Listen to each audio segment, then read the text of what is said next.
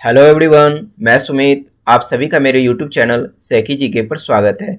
आज हम लोग 27 से 31 मई के करंट अफेयर को देखेंगे। तो चलिए शुरू करते हैं। शुरू करने से पहले हम लोग इसके सोर्स को देख लेते हैं कि the Hindu, the times of India और द इंडियन एक्सप्रेस से करंट के क्वेश्चन को लिया गया है।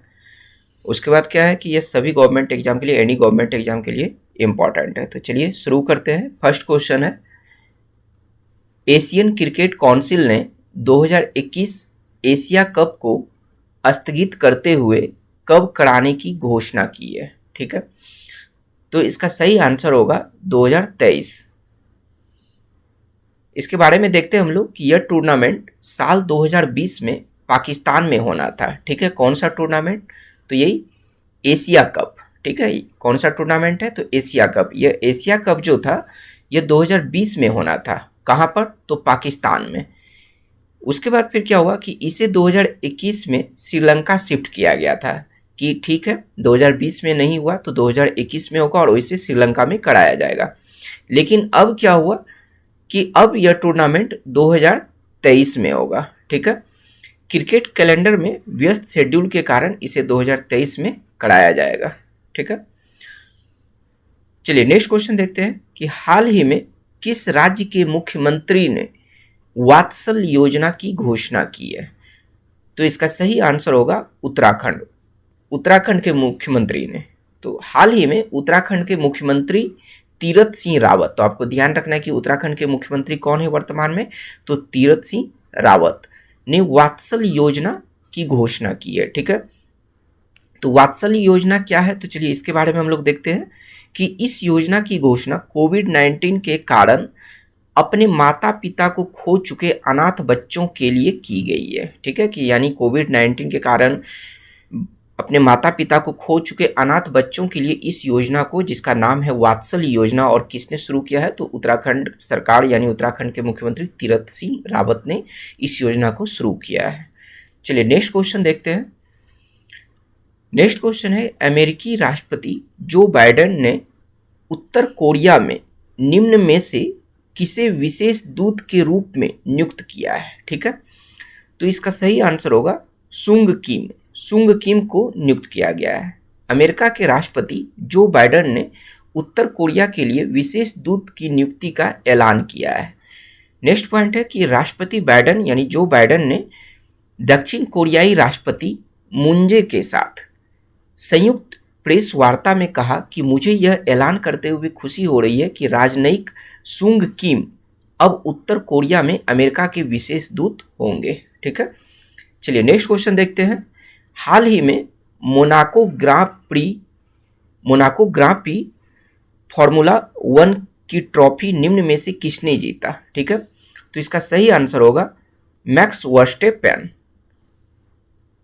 मैक्स वर्स्टेपेन ने मोनाको ग्रां प्री में दबदबा बनाकर पहली जीत दर्ज की है। इसके साथ ही उन्होंने अपने करियर में पहली बार फार्मूला 1 चैंपियनशिप में शीर्ष स्थान हासिल किया है। ऐसा वो पहली बार किया है अपने करियर में। नेक्स्ट क्वेश्चन देखते हैं कि हाल ही में अमेरिकी अंतरिक्ष एजेंसी, नाम क्या है? नासा। अमेरिका का अंतरिक्ष एजेंसी का नाम क्या है? नासा। तो नासा ने किस साल या फिर किस वर्ष चंद्रमा पर अपना पहला मोबाइल रोबोट भेजने की घोषणा की है? क्या भेजने की घोषणा की है? तो मोबाइल रोबोट। ठीक है, तो किस वर्ष भेजने की घोषणा की है? तो इसका सही आंसर होगा 2023। 2023 में नासा ने। हाल ही में अमेरिकी अंतरिक्ष एजेंसी नासा ने 2023 में चंद्रमा पर अपना पहला मोबाइल रोबोट भेजने की घोषणा की है।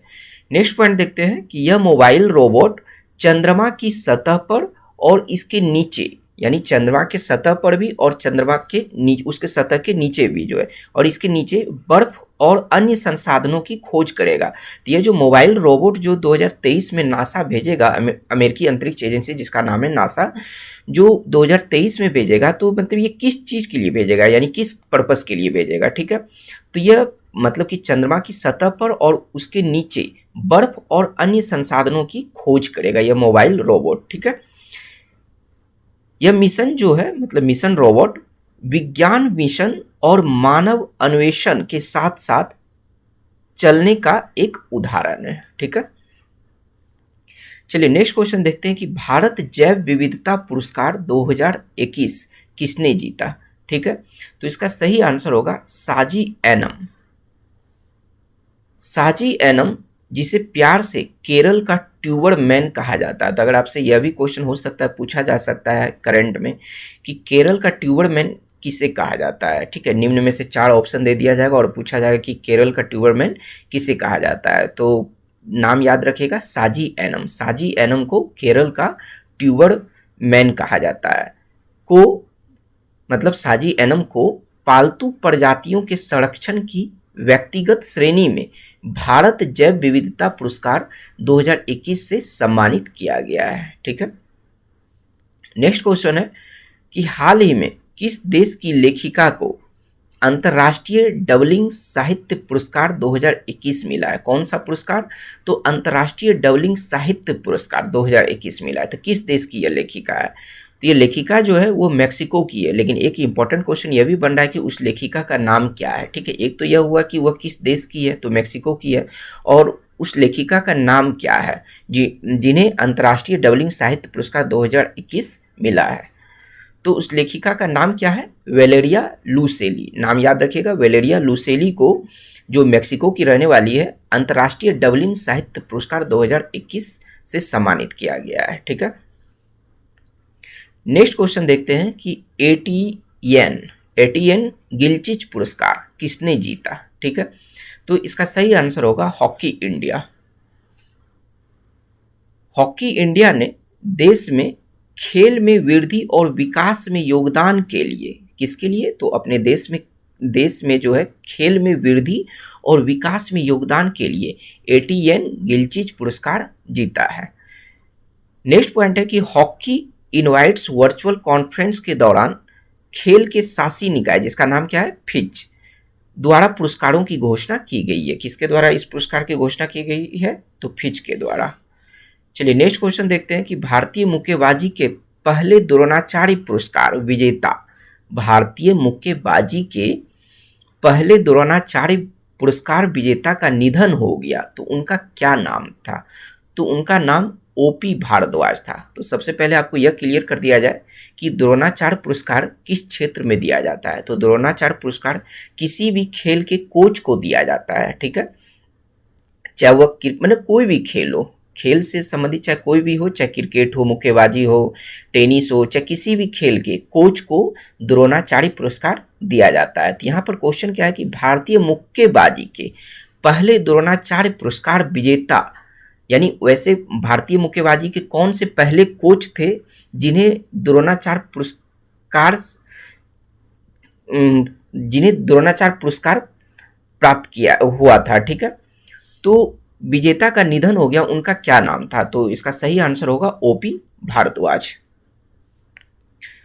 आइए इनके बारे में जानते हैं कि भारतीय मुक्केबाजी के पहले द्रोणाचार्य पुरस्कार विजेता कोच, क्योंकि कोच को दिया जाता है, जिनका नाम है ओपी भारद्वाज का निधन हो गया। उन्हें भालचंद्र भास्कर भागवत, जो कुश्ती में मिला था, कुश्ती के क्षेत्र में उन्हें भालचंद्र भास्कर भागवत पुरस्कार, और OM नबियार, जो एथलेटिक्स के क्षेत्र में मिला था, के साथ संयुक्त रूप से सर्वोच्च राष्ट्रीय सम्मान दिया गया था। ठीक है, चलिए नेक्स्ट क्वेश्चन देखते हैं कि वर्ल्ड हंगर डे कब मनाया जाता है। वर्ल्ड हंगर डे कब मनाया जाता है? तो 28 मई को मनाया जाता है।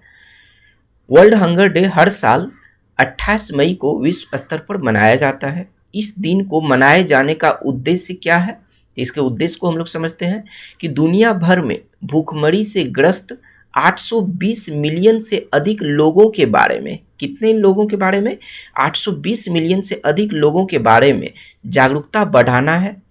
इसलिए 2011 के बाद से न केवल भूखमरी की बीमारी के बारे में जागरूकता फैलाने के लिए, बल्कि अस्थायी उपकरणों के माध्यम से भूखमरी और गरीबी को समाप्त करने के लिए यह दिवस यानी वर्ल्ड हंगर डे हर साल 28 मई को मनाया जाता है।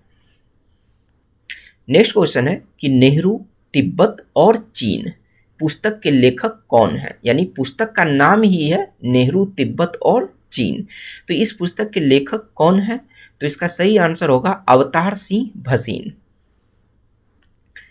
अवतार सिंह भसीन द्वारा लिखित एक पुस्तक का शीर्षक जिस क्या है, तो नेहरू, तिब्बत और चीन है।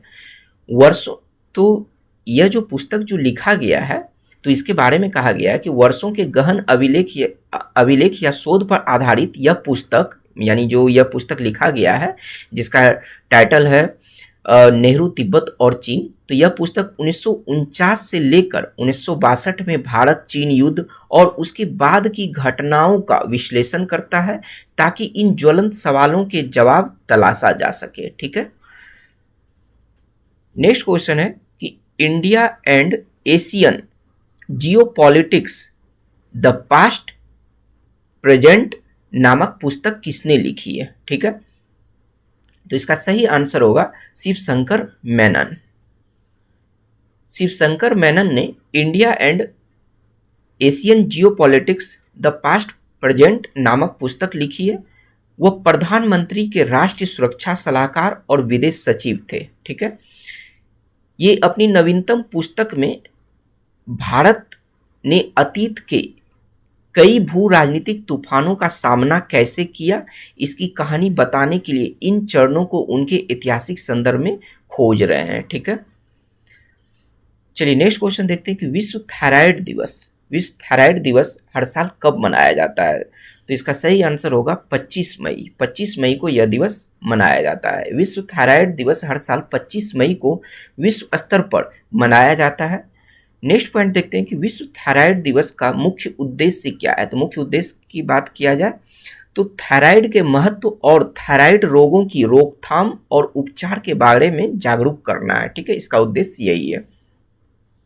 नेक्स्ट पॉइंट है कि इस दिन की स्थापना 2008 में यूरोपियन थायराइड एसोसिएशन और अमेरिकन थायराइड एसोसिएशन के नेतृत्व में अभियान के एक भाग के रूप में की गई थी और इसी के बाद लैटिन अमेरिकी थायराइड सोसाइटी और एशिया ओशनिया थायराइड एसोसिएशन ने थायराइड रोग के रोगी और उनका इलाज करने वाले डॉक्टर और चिकित्सक से सम्मान में यह दिवस हर साल, यानी विश्व थायराइड दिवस हर साल 25 मई को मनाया जाता है। ठीक है, चलिए नेक्स्ट क्वेश्चन देखते हैं कि वैश्विक महामारी रडार के लिए किस देश ने योजना शुरू की है? यानी इसके लिए कुछ योजना शुरू किया गया है। किस देश ने वैश्विक महामारी रडार के लिए कुछ योजना को शुरू किया है? तो इसका सही आंसर होगा यूके, यानी ब्रिटेन ने। यूनाइटेड किंगडम कोविड-19 वेरिएंट और उभरती बीमारियों की पहचान करने के लिए एक उन्नत अंतर्राष्ट्रीय रोगजनक निगरानी नेटवर्क विकसित करेगा। यह वैश्विक महामारी रडार नए रूप और उभरते रोगजनों को शीघ्र पता लगाना सुनिश्चित करेगा। यानी जो भी योजना बनाया जा रहा है तो वह शीघ्र ही पता लगा लेगा जो है, तो उस तरह का योजना बनाया जा रहा है ताकि उन्हें रोकने के लिए आवश्यक टीका और उपचारों को तेजी से विकसित किया जा सके। ठीक है, इस तरह का योजना बनाया जा रहा है। यानी यह शुरुआत किसने किया? तो ब्रिटेन ने। तो प्रधानमंत्री बोरिस जॉनसन ने इटली और यूरोपीय संघ द्वारा आयोजित वैश्विक स्वास्थ्य शिखर सम्मेलन से पहले योजनाओं की घोषणा की है। ठीक है, चलिए नेक्स्ट क्वेश्चन है कि अंतर्राष्ट्रीय गुमशुदा बाल दिवस कब मनाया जाता है? तो यह दिवस हर साल 25 मई को मनाया जाता है, अंतर्राष्ट्रीय गुमशुदा बाल दिवस। आइए इसके बारे में जानते हैं कि अंतर्राष्ट्रीय गुमशुदा बाल दिवस हर साल 25 मई को विश्व स्तर पर मनाया जाता है। यह दिन उन गुमशुदा बच्चों के लिए मनाया जाता है जो किसी तरह अपने घर पहुंच चुके हैं। समझिएगा पॉइंट को कि यह दिन जो, यानी यह जो अंतर्राष्ट्रीय गुमशुदा बाल दिवस मनाया जाता है 25 मई को, क्यों मनाया जाता है? तो इसका रीजन यहाँ पर दिया गया है कि यह दिन गुमशुदा बच्चों के लिए मनाया जाता है, उन गुमशुदा बच्चों के लिए मनाया जाता है जो किसी तरह अपने घर पहुंच चुके हैं। ठीक है, फिर नेक्स्ट पॉइंट यह है कि यह दिवस उन लोगों को याद रखने के लिए मनाया जाता है जो अपराध के शिकार हैं। ठीक है, और यह दिवस उन लोगों की तलाश करने के प्रयास जारी रखने के लिए भी मनाया जाता है जो अभी भी लापता है। ठीक है, तो ये 3 रीजन के वजह से इस दिवस को मनाया जाता है। नेक्स्ट पॉइंट है कि 25 मई को अब व्यापक रूप से missing children's day forgot not flower प्रतीक के रूप में मनाया जाता है। इसका प्रतीक क्या है? तो missing children's day forgot not flower प्रतीक के रूप में मनाया जाता है यह दिवस। नेक्स्ट क्वेश्चन है कि मिशन ऑक्सीजन सेल्फ रिलायंस योजना किस सरकार ने शुरू की? ठीक है, तो इसका सही आंसर होगा महाराष्ट्र। महाराष्ट्र सरकार ने शुरू की है। महाराष्ट्र सरकार ने राज्य की ऑक्सीजन की जरूरतों को पूरा करने के लिए मिशन ऑक्सीजन सेल्फ रिलायंस योजना शुरू की है। तो देखिए यह योजना का नाम क्या है कि मिशन ऑक्सीजन सेल्फ रिलायंस किसने शुरू की है, तो महाराष्ट्र सरकार ने। पर्पस क्या है यानी उद्देश्य क्या है इस योजना को शुरू करने की, तो राज्य की ऑक्सीजनों की जरूरतों को पूरा करने के लिए, यानी महाराष्ट्र राज्य की ऑक्सीजन की जरूरतों को पूरा करने के लिए इस योजना को शुरू किया गया है महाराष्ट्र सरकार के द्वारा। ठीक है, नेक्स्ट पॉइंट है कि इस योजना के तहत ऑक्सीजन उत्पादक उद्योगों को विशेष प्रोत्साहन दिया जाएगा। वर्तमान में राज्य की ऑक्सीजन उत्पादन क्षमता, यानी महाराष्ट्र राज्य की बात की जा रही है कि महाराष्ट्र राज्य की ऑक्सीजन उत्पादन क्षमता 1300 मीट्रिक टन प्रतिदिन है। ठीक है, चलिए नेक्स्ट क्वेश्चन देखते हैं कि भारतीय राष्ट्रमंडल दिवस कब मनाया जाता है। भारतीय राष्ट्रमंडल दिवस 24 मई को मनाया जाता है। अगर बात किया जाए राष्ट्रमंडल की तो बात करते हैं कि राष्ट्रमंडल दिवस हर साल मार्च महीने के दूसरे सोमवार को मनाया जाता है। यहाँ पर भारतीय राष्ट्रमंडल, यहाँ पे क्वेश्चन को समझिएगा, क्वेश्चन में क्या है भारतीय राष्ट्रमंडल, लेकिन यहाँ जो फर्स्ट पॉइंट दिया गया है सिर्फ राष्ट्रमंडल। ठीक है, कंफ्यूजन नहीं होना है। तो अगर सिर्फ राष्ट्रमंडल दिवस पूछा जाए आपसे तो राष्ट्रमंडल दिवस तो वैसे तो हर साल मार्च महीने के दूसरे सोमवार को मनाया जाता है। ठीक है, कौन से महीने, मार्च महीने, हर साल ये फिक्स है, मार्च महीने का दूसरा सोमवार जो भी तारीख पड़े तो उस तारीख को मनाया जाएगा। ठीक है, हालांकि भारत में एक अन्य राष्ट्रमंडल दिवस 24 मई को भी मनाया जाता है जिसका नाम क्या है, भारतीय राष्ट्रमंडल दिवस।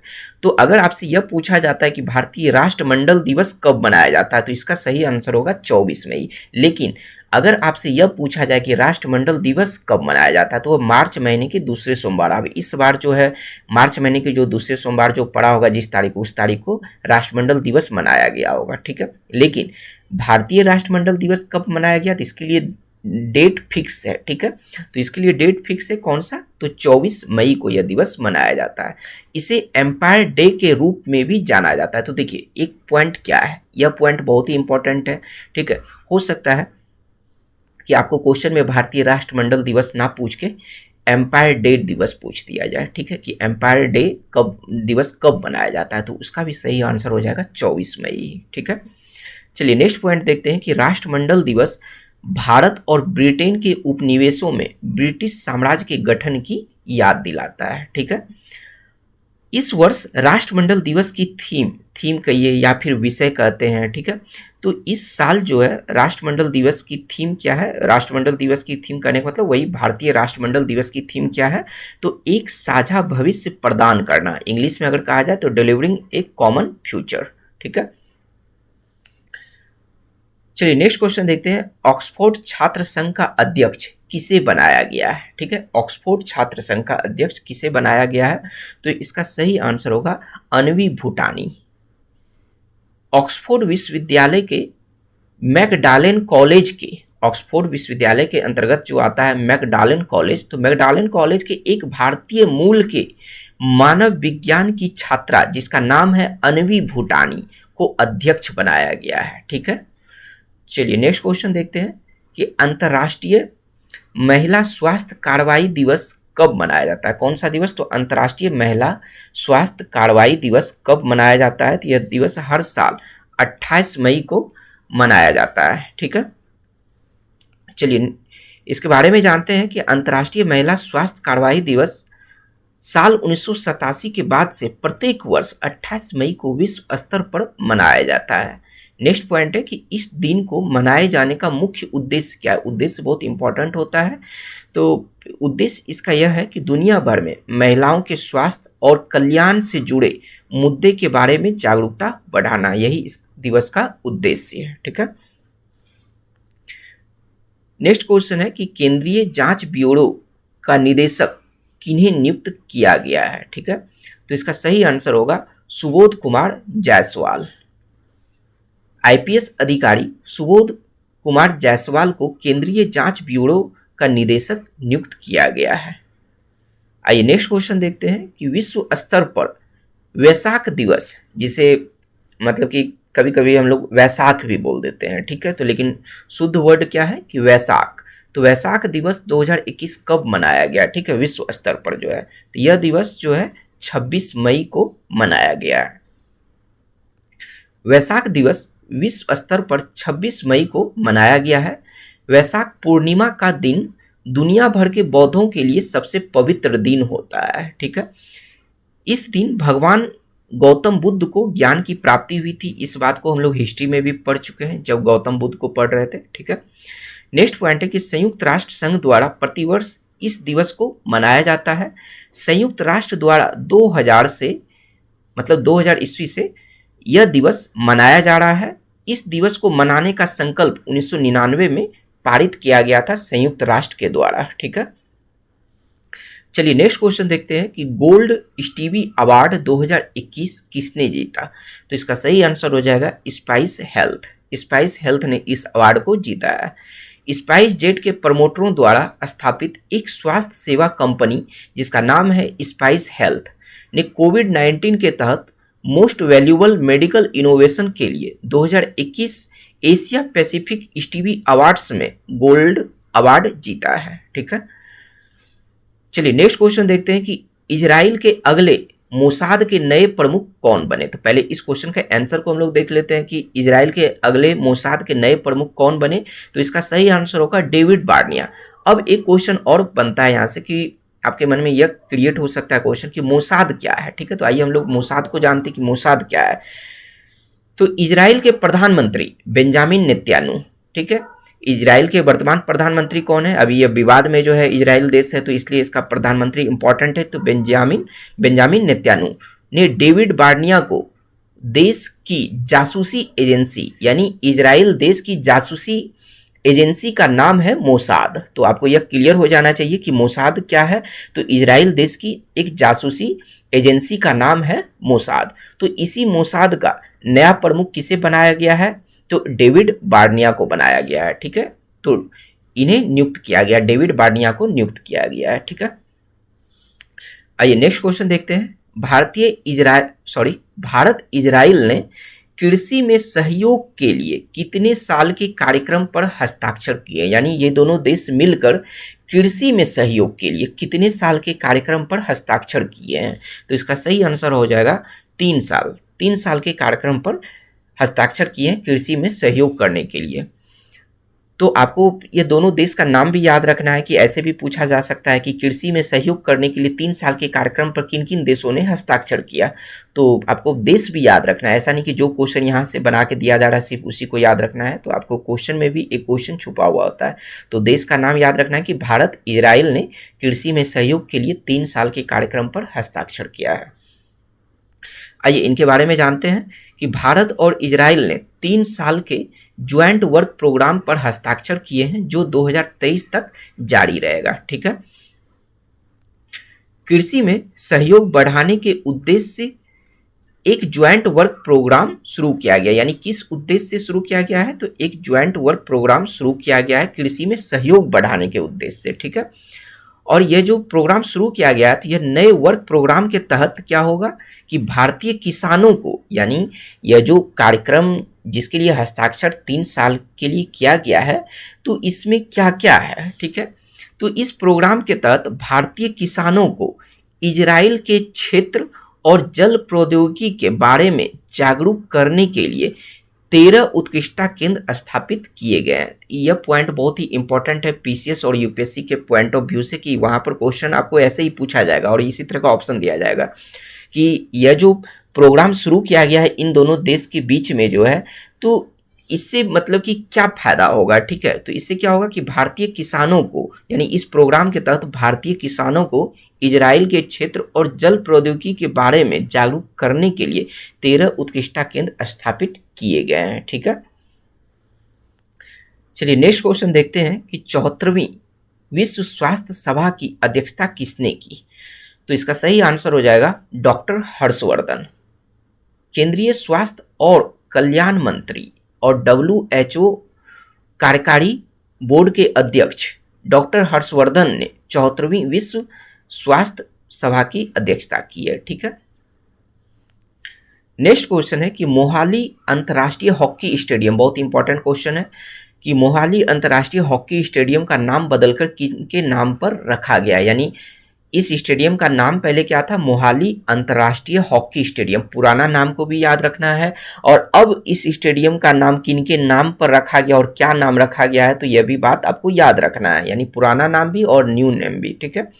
तो किनके नाम पर रखा गया इस स्टेडियम का नाम, तो बलवीर सिंह सीनियर के नाम पर रखा गया है इस स्टेडियम का नाम, ठीक है। पंजाब सरकार ने आखिरकार ट्रिपल ओलंपियन और पद्मश्री बलवीर सिंह सीनियर के नाम पर मोहाली इंटरनेशनल हॉकी स्टेडियम का नाम बदलने की घोषणा की है।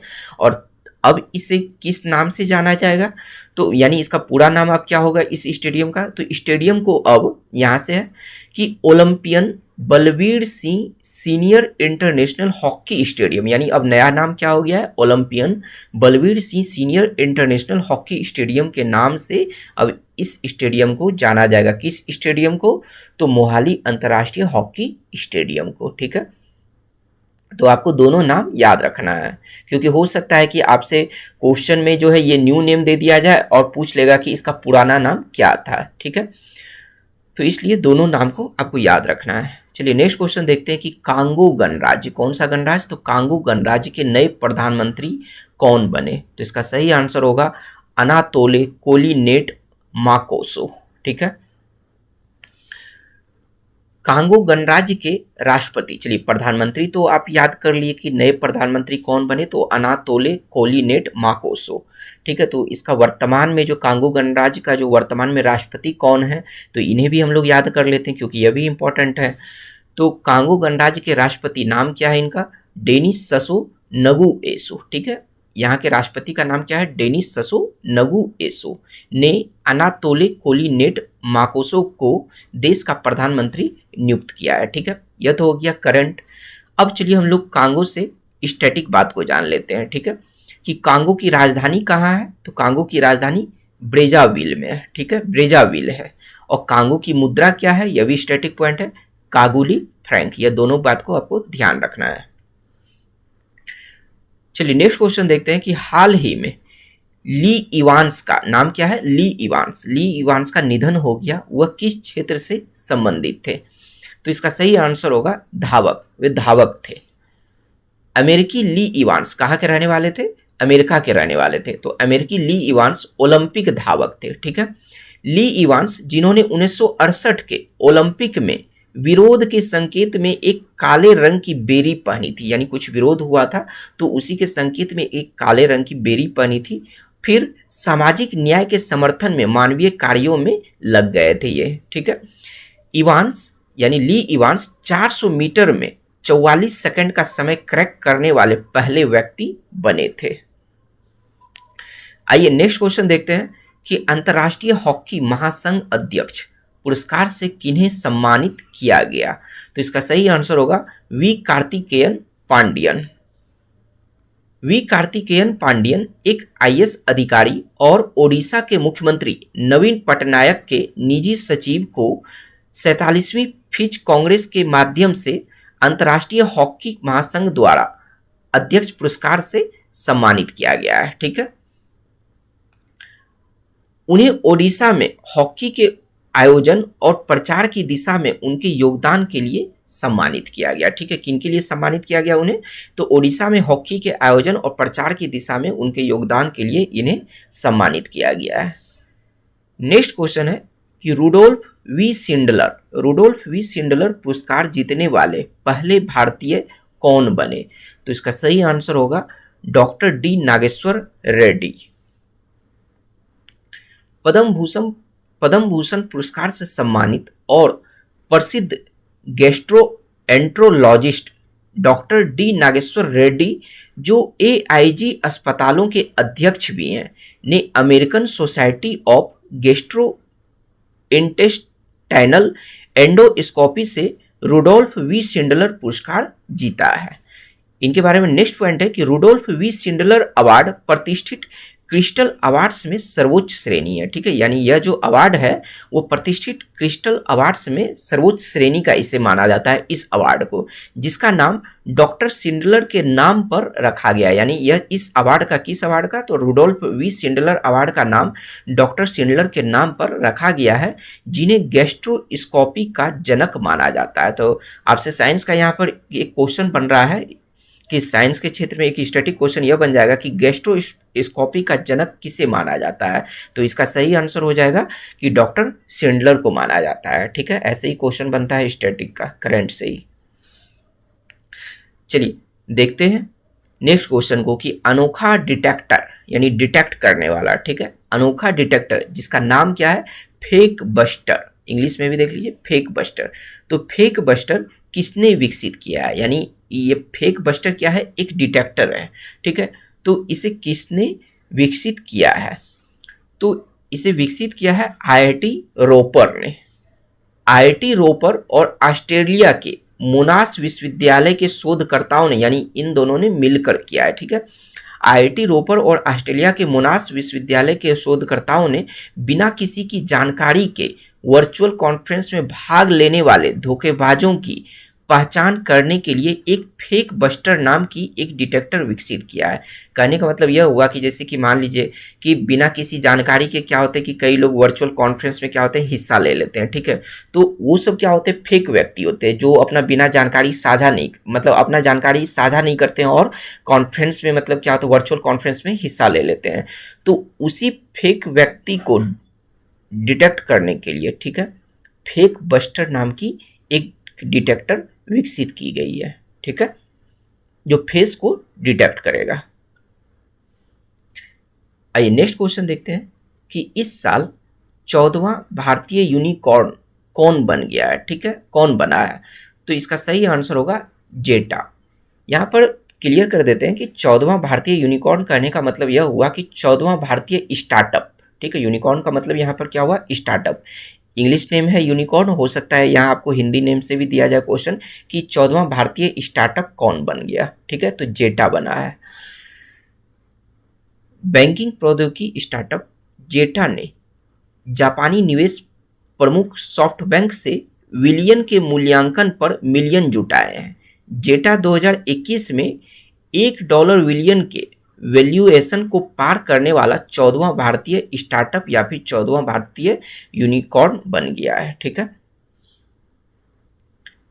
आइए नेक्स्ट क्वेश्चन देखते हैं कि 1971 के युद्ध नायक कर्नल पंजाब सिंह, नाम क्या है, पंजाब सिंह, तो कर्नल पंजाब सिंह का निधन हो गया, उन्हें किस पुरस्कार से सम्मानित किया गया था, ठीक है, तो इन्हें वीर चक्र से सम्मानित किया गया था।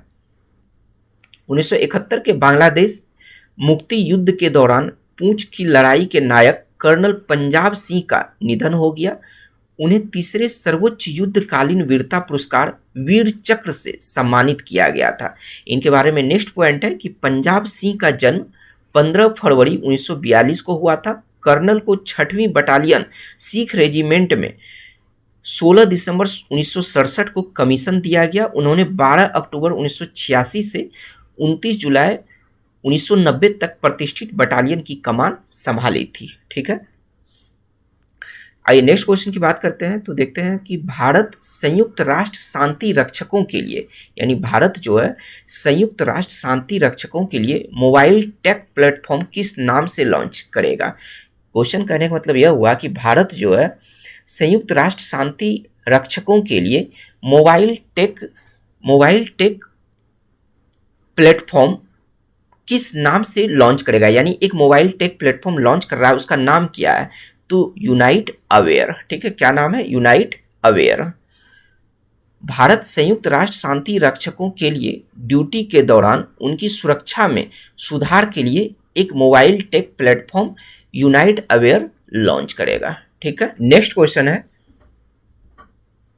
कि हाल ही में एचएस डोरेस्वामी का निधन हो गया, वह किस क्षेत्र से संबंधित थे, तो वह एक स्वतंत्रता सेनानी थे, ठीक है। स्वतंत्रता सेनानी डोरेस्वामी का निधन हो गया, उनका जन्म 10 अप्रैल 1918 को बेंगलुरु में हुआ था। तो यहाँ पर जो नाम है एचएस डोरेस्वामी, तो इनका पूरा नाम क्या है, HS यानी H से, हारोहल्ली S से, श्रीनिवासैया और डोरेस्वामी, तो इनका पूरा नाम क्या है, हारोहल्ली श्रीनिवासैया डोरेस्वामी को भारत छोड़ो आंदोलन और विनोबा भावे के भूदान आंदोलन में उनकी भागीदारी के लिए जाने जाते हैं इन्हें, ठीक है। वह कर्नाटक में नागरिक समाज आंदोलन में भी एक परिचित व्यक्ति थे, क्योंकि उन्होंने बेंगलुरु में जिलों को पुनर्जीवित करने के लिए अभियान चलाया था, ठीक है। नेक्स्ट क्वेश्चन देखते हैं कि अमेजन के CEO किन्हें बनाया जाएगा, ठीक है। तो इसका सही आंसर होगा एंडी जेसी। एंडी जेसी को बनाए जाने की घोषणा की गई है। अमेजन कंपनी के एक शेयर धारक बैठक में घोषणा की है कि एंडी जेसी आधिकारिक तौर पर 5 जुलाई को अमेजन के CEO बन जाएंगे। नेक्स्ट क्वेश्चन देखते हैं कि विश्व पाचन स्वास्थ्य दिवस कब मनाया जाता है। विश्व पाचन स्वास्थ्य दिवस हर साल कब मनाया जाता है, तो 29 मई को मनाया जाता है। हर साल विश्व पाचन स्वास्थ्य दिवस 29 मई को मनाया जाता है। यह विश्व गैस्ट्रोएंट्रोलॉजी संगठन द्वारा आयोजित किया जाता है। किसके द्वारा आयोजित किया जाता है, तो विश्व गैस्ट्रोएंट्रोलॉजी संगठन द्वारा आयोजित किया जाता है। विश्व पाचन स्वास्थ्य दिवस 2021 का विषय क्या है, तो इसका विषय कहिए या फिर थीम कहिए, तो इसका विषय है ओबेसिटी एंड ऑनगोइंग पेंडेमिक है, ठीक है। चलिए नेक्स्ट क्वेश्चन देखते हैं कि सच कहूं तो आत्मकथा, यह एक आत्मकथा है, तो सच कहूं तो आत्मकथा लॉन्च करने की घोषणा किसने की है, ठीक है। तो इसका सही आंसर होगा नीना गुप्ता।